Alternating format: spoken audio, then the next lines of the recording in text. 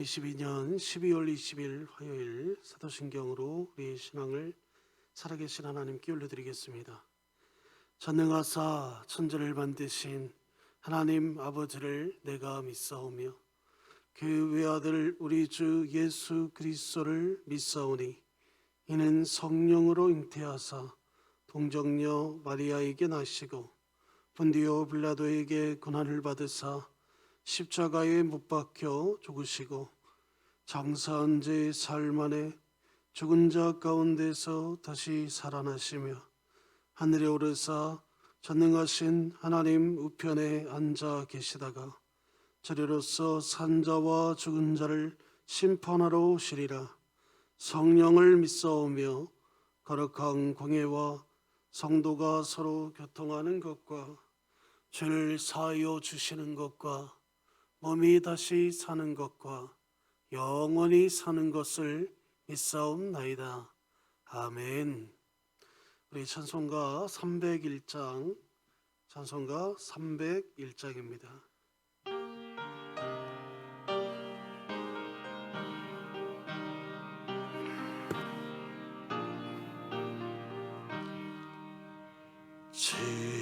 지금까지 지내온 것 주의 크신 은혜라 한이 없는 주의 사랑 어찌 이루 말하랴.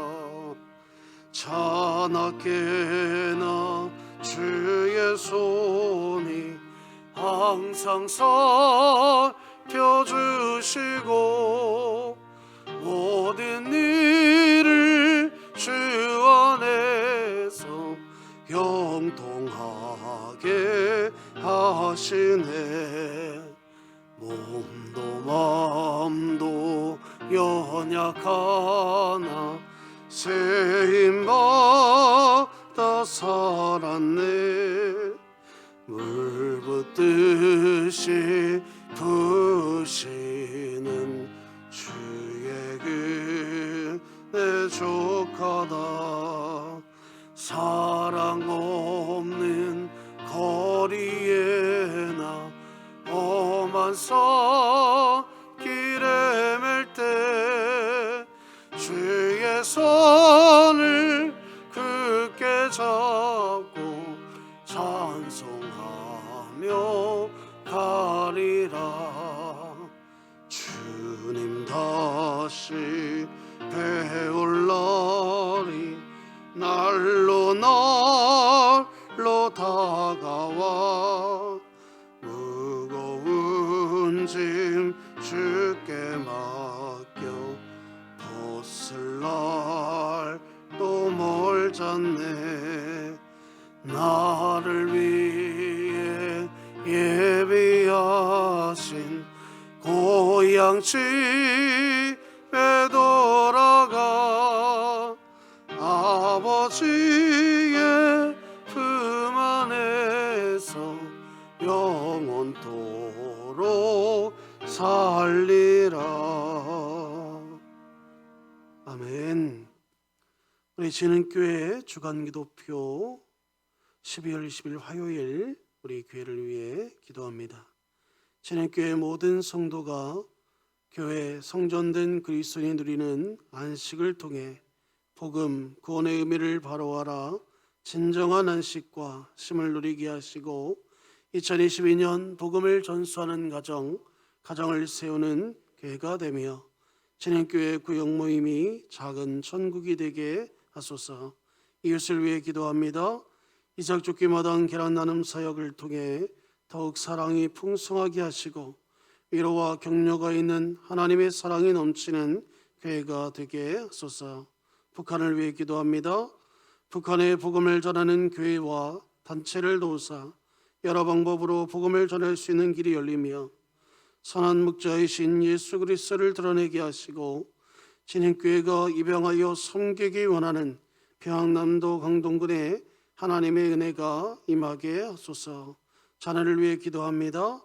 유치부 공동체가 예배당 예배와 가정 예배가 회복되어 하나님과 늘 동행하게 하시고 이 세상 살아갈 때에 몸과 마음이 건강해지게 하소서. 국가와 열방을 위해 기도합니다. 빈곤한 이웃의 겨울 식량과 난방을 위해 조국교회가 마음을 모아 후원하고 봉사하여 모두가 따뜻한 겨울을 나게 하소서. 선교와 전도를 위해 기도합니다.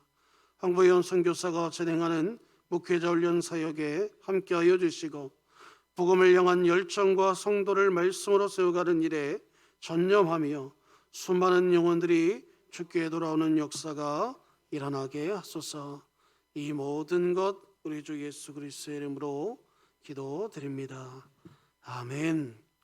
오늘 하나님이 우리에게 주신 말씀은 요한일서 2장 1절에서 10절 말씀까지입니다.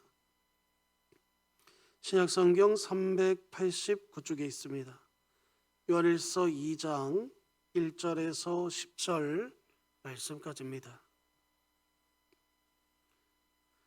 요한일서 2장 1절에서 10절입니다. 제가 한 절, 성도님 한 절 교독하겠습니다. 나의 자녀들아, 내가 이것을 너희에게 쓰면 너희로 죄를 범하지 않게 하려 함이라. 만일 누가 죄를 범하여도 아버지 앞에서 우리에게 대언자가 있으니 곧 의로우신 예수 그리스도시라. 그는 우리를 죄를 위하여 화목제물이니 우리만을 위할 뿐 아니요 온 세상의 죄를 위하심이라. 우리가 그의 계명을 지키면 이로써 우리가 그를 아는 줄로 알 것이요 그를 아노라 하고 그의 계명을 지키지 아니하는 자 거짓말하는 자요 진리가 그 속에 있지 아니하되 누구든지 그의 말씀을 지키는 자는 하나님의 사랑이 참으로 그 속에서 온전하게 되었나니 이로써 우리가 그의 안에 있는 줄을 아노라. 그의 안에 산다고 하는 자는 그가 행하는 대로 자기도 행할지니라. 사랑하는 자들아, 내가 새 계명을 너희에게 쓴 것이 아니라 너희가 처음부터 가진 옛 계명이니 이 계명은 너희가 들은 바 말씀이거니와 다시 내가 너희에게 새 계명을 쓰노니 그에게와 너희에게도 참된 것이라. 이는 어둠이 지나가고 참빛이 벌써 비칩니다. 빛 가운데 있다가 하면서 그 형제를 미워하는 자는 지금까지 어둠에 있는 자요 그의 형제를 사랑하는 자는 빛 가운데 거하여 자기 속에 거리낌이 없으나. 아멘. 사랑하는 성도 여러분, 이번 수요일까지 담임 목사님께서 총회에서 진행하는 우리 전도 모든 목사님들이 모이시는 전도 집회에 들어가게 하십니다. 특별히 이 나라 우리 국가를 위해서 또 이제 2022년 한 해를 마무리하면서 우리도 이 2020년 한 해 동안 하나님을 생각하면서 하나님이 우리에게 베푸시는 은혜를 생각하며 기도하는 그런 시간이 되길 원합니다. 오늘은 우리 먼저 믿음의 선포하시고 우리 오늘 말씀 살펴보겠습니다. 우리 함께 읽겠습니다. 시작. 하나님, 제가 예배자입니다. 공동체여 다시 일어나라. 아멘. 오늘도 오다 보니까 날씨가 영하 8도입니다. 그럼에도 이렇게 또 성전에 나오셔서 또 새벽에 영상으로 실시간으로 함께 예배하시는 우리 성도님들을 축복합니다. 오늘은 값싼 은혜를 아는 사람이 진짜 그리스도인입니다 라는 제목으로 함께 은혜 받는 시간 갖겠습니다. 신학자 디트리 보네포는 독일의 루터 교회의 목사이자 행동주의적 신학자이며 또 이 당시의 반나치 운동가였다고 말합니다. 보네포 목사님은 믿음에 대해 이렇게 정의를 내렸는데 우리 같이 한번 읽어봤으면 좋겠습니다. 시작. 믿음이란 알고만 있는 것에 그치는 것이 아니라 그 알고 있는 믿음을 행동으로 보여주어야 진짜 믿음이다. 그러니까 보네포 목사님은 행동주의적 신학자라고 표현했습니다. 이 말씀 우리가 이 내용을 어디서 많이 봤죠? 성경에 보면은 너희의 행함이 없는 믿음은 죽은 믿음이라 이런 표현도 하잖아요. 보네포 목사님의 일생을 보면 그의 끝은 히틀러의 암살의 음모에 가담한 혐의를 받고 1943년 4월에 체포되어 수감 생활을 하다가 45년 4월 9일 프로센비르크 수용소에서 교수형을 당하며 처형당해서 그의 생을 마감했다, 이렇게 기록합니다. 보네포 목사님은 여러 명언을 남기셨는데 그 중에 오늘 이 시대를 살아가는 저와 성도님들에게 우리의 마음을 울리고 깨달음을 주는 한 가지 명언이 있습니다. 그것은 바로 이 값싼 은혜라는 말인데 cheap grace, 이런 표현입니다. 보네포 목사님이 이 명언을 하게 된 동기가 있는데 당시 독일 교회들이 히틀러의 잘못을 일부러 눈감아주고 침묵하며 히틀러의 주장에 박수를 쳐줬다는 겁니다.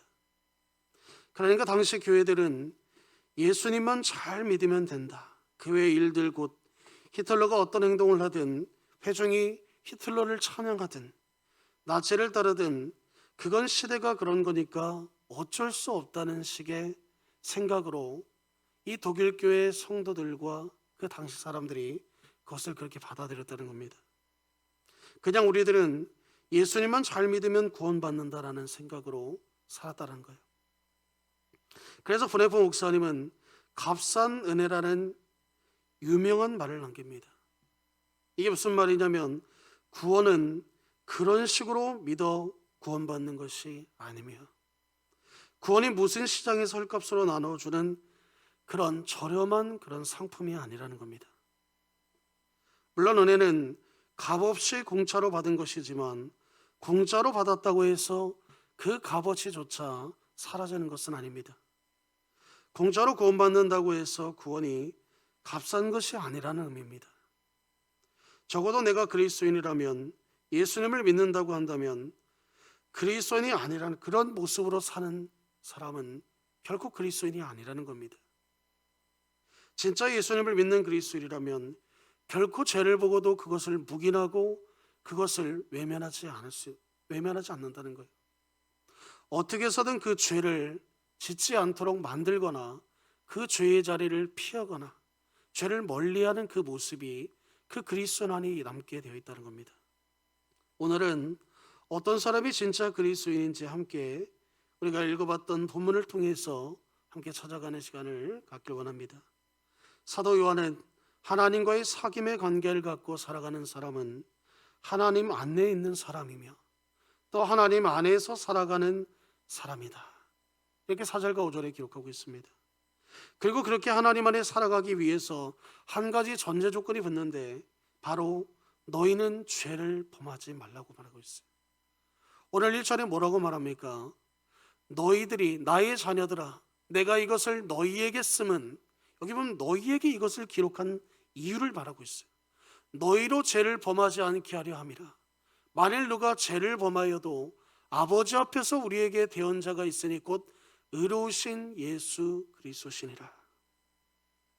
사실 하나님 안에 거하며 영원의 풍성한 삶을 누렸던 인간은 죄를 범함으로 하나님과의 사귐의 관계가 단절되게 되었습니다. 하나님과 함께했던 모든 것들을 한순간에 잃어버렸다는 겁니다. 이 죄가 풍성했던 인간의 모든 삶을 빼앗아가 버린 것입니다.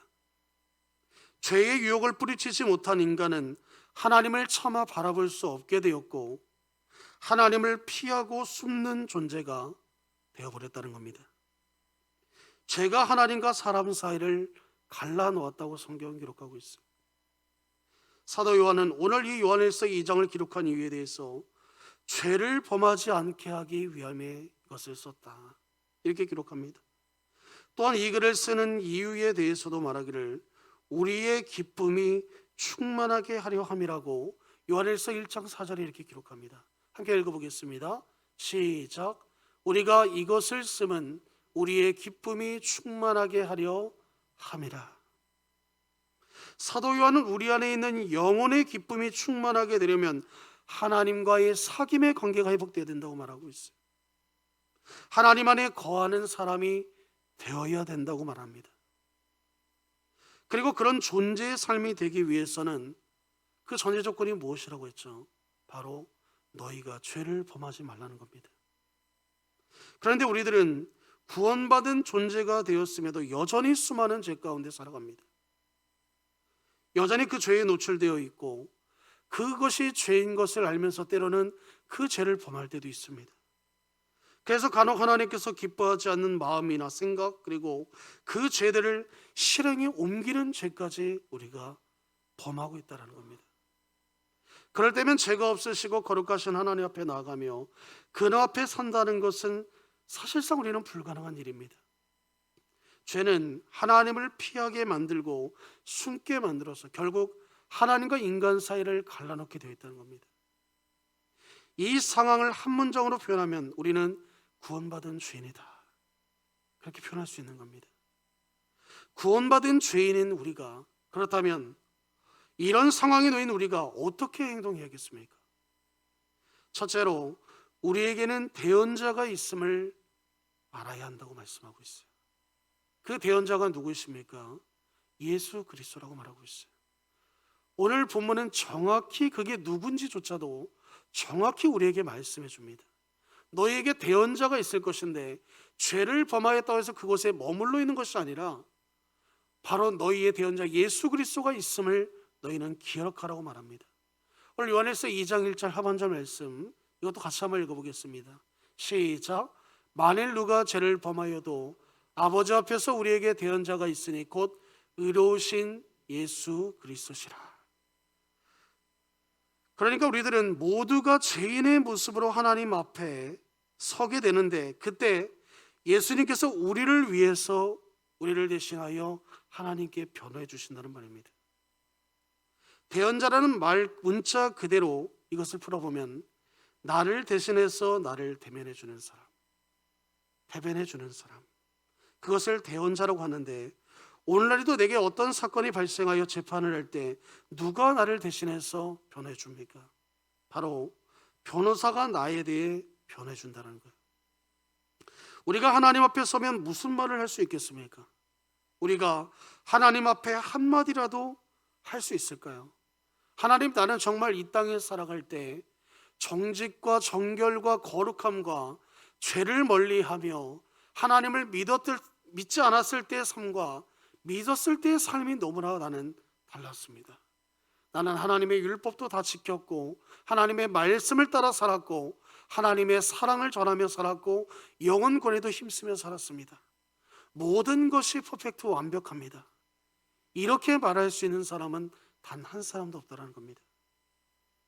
아마도 한마디도 못하고 있지 않을까 저는 생각해 봅니다. 저와 성도님들이 언젠가는 하나님 앞에 서야 하는데 대언자 없이 서면 어떻게 되겠습니까? 우레와 같은 하나님의 음성에 마치 우리는 꿀먹은 벙어리와 같이 아무 말도 하지 못할 거예요. 하나님, 나는 정말 하나님의 자녀답게 살았습니다, 이렇게 말할 수 있는 사람이 단 한 사람도 없다는 겁니다. 그러나 우리는 반드시 나를 변호해 줄 변호사 곧 예수님과 함께 하나님 앞에 서야 된다는 겁니다. 그래야 예수님께서 우리의 무죄를 입증해 주시고 우리가 정말 하나님 앞에 자녀라는 사실을 증거해 주셔야 된다는 겁니다. 물론 우리는 다 죄인입니다.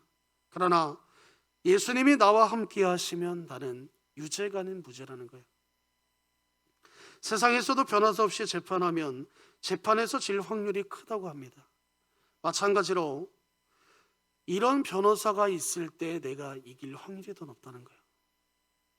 그러나 능력 있고 경험이 많은 전문 변호사가 나를 변호해주면 크게 될 사건으로 마무리될 것도 어느 정도는 점점 참작이 되어서 어느 정도는 좋게 끝날 수 있다는 겁니다.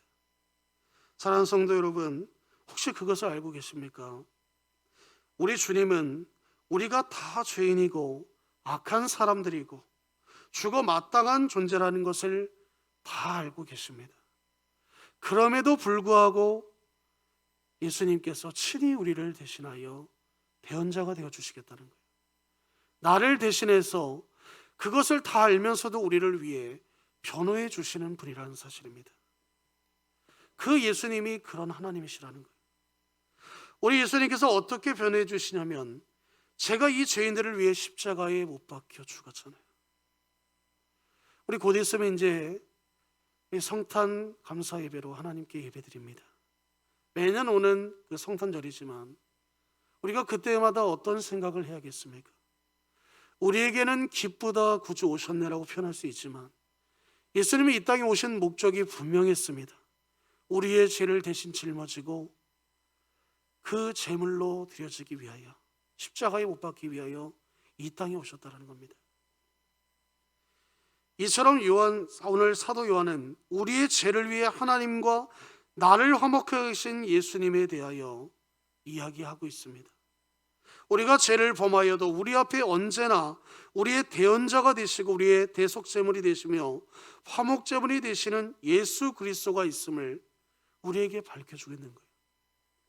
우리들뿐만 아니라 온 세상에 대신 죄를 짊어지고 우리로 하여금 하나님과의 사귐을 회복하기 위하여, 하나님 안에 거하게 만들기 위하여 예수님에 대하여 이야기하고 있는 거예요.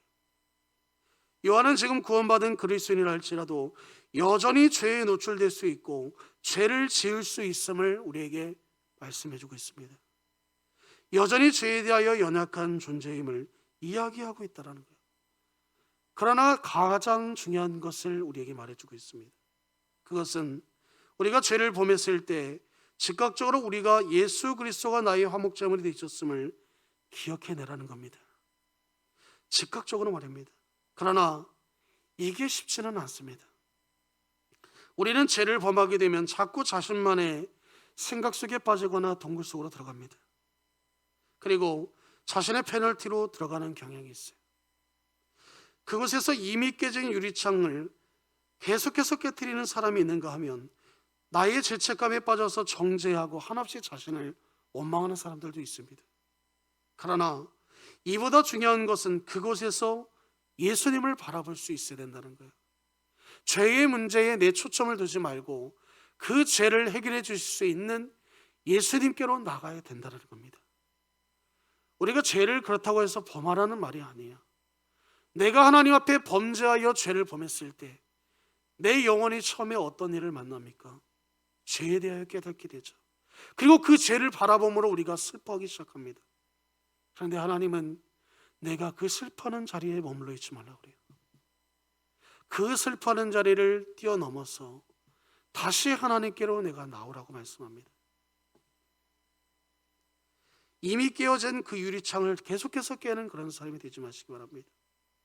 나를 그냥 자책만 하고 원망만 하고 마치 세상 모든 것 다 포기한 것처럼 살아가서는 안 된다는 겁니다. 두 번째로 사도 요한은 우리는 계명을 지키는 사람이라고 말하고 있어요. 오늘 사도 요한은 본문 3절에서 우리가 그의 계명을 지키면 이로써 우리가 그를 아는 줄로 알 것이요 이렇게 표현하고 있습니다. 그러나 본문 4절에 보면 뭐라고 말합니까? 반대로 그를 아노라 하고 그의 계명을 지키지 않는 사람은 거짓말하는 사람이며 진리가 그 속에 있지 않는 사람이다 말하고 있습니다. 여기서 계명이라는 것은 하나님의 모든 말씀을 의미하기도 하겠지만 오늘 말씀의 문맥에 비춰본다면 예수님이 우리의 죄를 위해 친히 화목제물이 되어주셨다는 이 복음의 말씀을 의미하고 있다고 저는 봅니다. 그러니까 하나님과의 사귐의 관계 속에서 그분 안에 거하는 사람은 혹 마음속으로 죄를 범하였던, 실행하여 죄를 범하였던 예수 그리스도가 복음의 그 말씀을 따라 살아가는 우리가 하나님이 우리의 대언자가 되신다는 사실을 분명히 그것을 기억하며 그 자리를 벗어나야 된다는 겁니다. 그래서 우리를 구원받은 죄인이라고 표현하는 겁니다. 또 죄를 범할 것을 알면서도 하나님은 그럼에도 예수님은 우리를 대변해 주신다는 겁니다. 그리고 여기서 말씀을 지킨다는 것이 무슨 말입니까? 하나님께서 예수님을 통해 화목하게 하신 그 사실을 믿으며 하나님께로 즉각적으로 너희는 나올 수 있어야 된다는 거예요. 하나님과의 사귐을 갖게 되고 하나님 안에 거하는 삶이 더욱 풍성하게 되어질수록 우리는 우리 안에 죄가 사라지고 있는 내 자신을 발견하기보다 내가 더욱더 하나님 앞에 얼마나 더 큰 죄인이 되어가고 있다는 것을 우리는 발견하게 된다는 거예요. 하나님과 친밀하면 친밀해질수록 누군가가 보기에는 사소해 보이는 그 어떤 부분까지도 우리는 죄로 여기기 시작하게 된다는 겁니다. 그리고 우리는 그 죄가 우리의 영적 삶의 풍성함에 불편함을 준다는 것을 또한 잘 알고 있어요. 그래서 기꺼이 즉각적으로 하나님 앞에 나아가 화목제물이 되어주신 예수님을 의지하며 거룩한 자리로 나아갈 수 있도록 우리는 몸부림칠 수 있어야 된다는 겁니다. 다윗은 말도 안 되는 죄를 범하지 않았습니까? 인생에 있어서 우리가 한번 지을까 말까 한 그 죄를 범한 사람이에요. 사실 이제 다윗은 끝입니다. 회복될 수도 없고 회복되어서도 안 되는 죽어 마땅한 존재입니다. 그런데 하나님은 즉각적으로 다윗의 모든 것을 빼앗았거나 그를 병들게 했거나 그를 죽게 만들었거나 왕의 자리에서 그를 폐위하지 않으셨습니다. 마땅히 내려와야 하고 죽어야 마땅할 존재임이 분명해. 그런데 하나님은 다윗의 죄에 대해서 징계 행동은 하셨지만 영원히 그와의 관계를 끊지 않으셨다고 성경은 기록합니다. 왜 그렇습니까? 그가 즉각적인 죄의 고백을 통한 회개함이 있었기 때문이에요. 혹여 그러면 우리도 매일 다윗처럼 죄를 범해도 되겠다 이렇게 말할 수도 있습니다. 그런데 여러분 한번 생각해 보시기 바랍니다. 하나님과의 사귐이 있고 하나님 안에 거하는 우리가, 그리스도인인 우리가 그의 죄를 범했을 때 어떤 마음이 먼저 들겠습니까? 다시 예수님께 나가면 되지라고 생각할까요? 아니라는 겁니다. 아마 지구멍이라도 있으면 들어가고 싶은 심정이 우리의 본심일 겁니다. 하나님의 큰 은혜를 받아 새롭게 된 존재라면 분명히 그렇게 될 수밖에 없는 겁니다. 그 존재가 하나님 앞에 나아가 고개를 숙이고 예수님의 십자가를 바라보면서 다시 또 그렇게 죄를 범할 수 있겠습니까? 만약 여전히 그렇게 할 수 있다고 생각한다면 그 사람은 하나님과의 사귐을 갖고 하나님 안에 거하는 그리스도인인지를 자신이 한번 점검해 봐야 합니다. 왜냐하면 오늘 사도 요한이 고백하고 있듯이 누구든지 그의 말씀을 지키는 사람은 하나님의 사랑 안에 그 속에 온전히 거하는 사람이라고 말하고 있기 때문이에요. 예수 그리스도의 사랑으로 온전하게 된 사람이 다시 쉽게 죄를 가까이 하고 범한다는 것은 참으로 무섭고 두려운 일이기 때문입니다. 우리 안에는 예수님의 사랑이 존재하고 있어요. 여러분 믿으십니까? 하나님 안에 있는 사람은 그 사랑이 내 삶 속에서 존재하고 있기에 우리가 어떤 죄의 자리에 있든지 즉각적으로 우리는 반응하게 되어 있다는 겁니다. 하나님, 내가 오늘 또 나의 이 죄를 발견하게 됩니다. 주여 용서하여 주옵소서. 우리의 그 슬픔의 눈물이 그 안에 남겨지는 거예요. 사람은 그 사랑이, 예수님의 그 사랑이 내 삶 속에 존재하고 있기에 언제든 즉각적으로 화목점이 되어주신 예수님의 공로를 의지하며 하나님께로 나아가게 되어 있다는 겁니다. 결론적으로 말하면 자신의 동굴이나 자기 자신을 자기가 심판하는 이 페널티를 들어서 한없이 자신을 죄책하며 정죄하며 무너지는 사람이 아니라 연약함과 죄성 속에서 다시 일어나는 사람이 되어야 되는 거예요.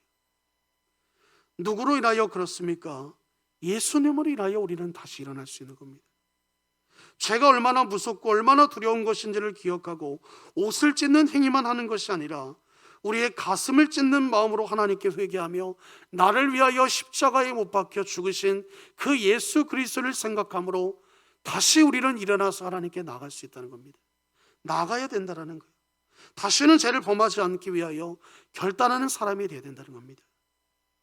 내가 뻔히 죄를 범하는 것을 알면서도 그 죄를 묵인하거나 회피하거나 도망가지 않는다는 거예요.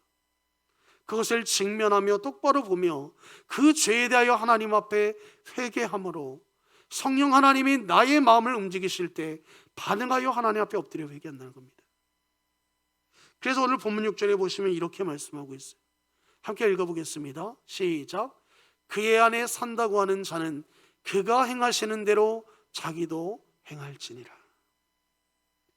사랑하는 성도 여러분, 하나님과의 깊은 사귐을 갖고 언제나 하나님 안에 거하시길 바랍니다.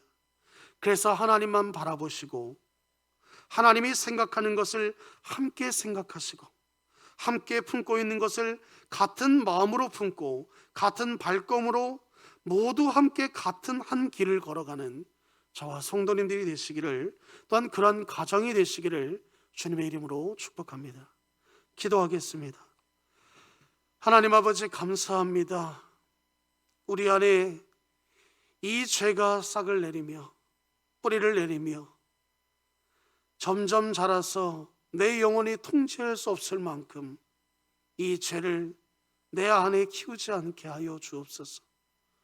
우리가 살아감에 있어 어느 것이 옳은 것이고 어느 것이 옳지 않은 것인지를 내 생각과 내 경험으로 판단하는 것이 아니라 하나님께서 말씀하신 것과 같이 주님 안에 산다고 하는 그리스도인은 그분 바로 예수 그리스도가 원하시는 대로 행하시는 대로 그 모든 것을 따르는 사람임을 우리가 다시 한번 마음에 새기게 하여 주옵소서. 우리는 누구나 다 죄를 범합니다. 그러나 하나님, 오늘 사도 요한을 통해 우리에게 말씀해 주신 것과 같이 너희의 대언자가 예수 그리스도이심을 기억하라. 너희가 비록 죄악 가운데 있을지라도 구원받은 죄인임을 다시 한번 기억하라 하셨던, 우리 마음에 새기라고 하셨던 오늘의 이 하나님의 말씀을 우리 마음판에 반드시 새기게 하여 주옵소서. 우리가 어떤 상황에 놓여도 어떤 죄악 가운데 있을지라도 우리가 자책하며 좌절감에 빠져 살아있는 것이 아니라 정말 하나님 앞에 온전히 엎드리며 나의 대언자 되시는, 나를 대변해 주시는 우리 예수 그리스도를 의지하여 살아갈 수 있도록 인도하여 주옵소서. 이제 하나님 2022년 한 해도 얼마 남지 않았습니다. 오늘 한 해를 우리가 정말 하나님 어떤 모습으로 살았든지 간에 하나님이 나와 함께 하셨기에 오늘 내가 그 은혜로 말미암아 이 자리에 있음을 우리가 기억하며 그 한 가지를 바라보며 살아가게 하여 주옵소서. 남은 이 2020년 한 해도 잘 마무리하여 2023년 한 해는 더 하나님 보시기에 값진 삶을 살아낼 수 있도록 하나님 인도하시고 주관하여 주옵소서. 오늘도 함께 하시는 우리 주님 앞에 모든 영광을 돌리오며 이 모든 것 우리 주 예수 그리스도의 이름으로 간절히 기도하옵나이다. 아멘. 우리 주기도문으로 오늘 예배를 마치겠습니다. 하늘에 계신 우리 아버지여, 이름이 거룩히 여김을 받으시오며 나라가 임하시오며 뜻이 하늘에서 이루어진 것 같이 땅에서도 이루어지이다. 오늘 우리에게 일용할 양식을 주시옵고 우리가 우리에게 죄 지은 자를 사하여 준 것 같이 우리의 죄를 사하여 주시옵고 우리를 시험에 들게 하지 마시옵고 다만 악에서 구하시옵소서. 나라와 권세와 영광이 아버지께 영원히 있사옵나이다. 아멘.